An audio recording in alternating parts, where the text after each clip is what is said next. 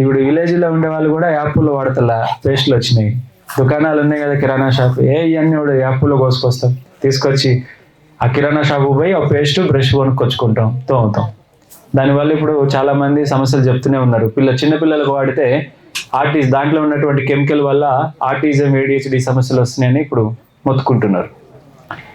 అట్లా న్యాచురల్ సహజంగా మీ దినచర్య ఉండాలి, కానీ ఏదైనా కెమికలైజ్డ్ కాకూడదు. సబ్బులు వాడుతున్నారు, అంతకుముందు ఏది వాడారు సబ్బుల తర్వాత? ముందు మట్టి రుద్దిన మనిషివి అలా సోపు రుద్దుతున్నావు, కాస్మోటిక్స్కి వచ్చినాను.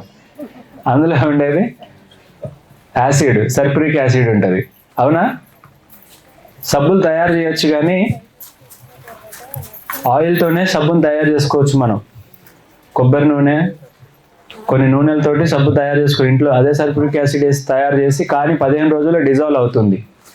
కానీ బాగా తెల్లగా నిగారింపాలి, కంపెనీకి పేరు రావాలంటే ఆ యాసిడ్ లోపల ఎప్పుడు ఉండేలాగా ఇంకో కెమికల్ వేస్తారు. అదేం చేస్తుందంటే నిగారించడానికి చర్మం పైన ఉన్నటువంటి పొరను తినేస్తుంది. అది తెల్లగా కావాలిగా మరి, నువ్వు పైన పొరను తినేస్తూ ఉంటుంది అది.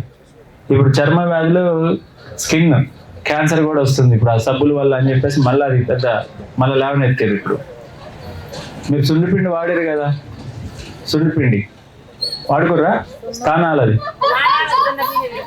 మరి అది వాడు చేసుకోవచ్చు కదా, టైం లేదా నీకు కూడా? పెసలు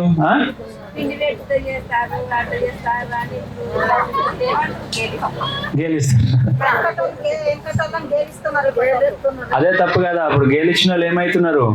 సంతానం లేదని హాస్పిటల్ చుట్టూ తిరుగుతున్నారు.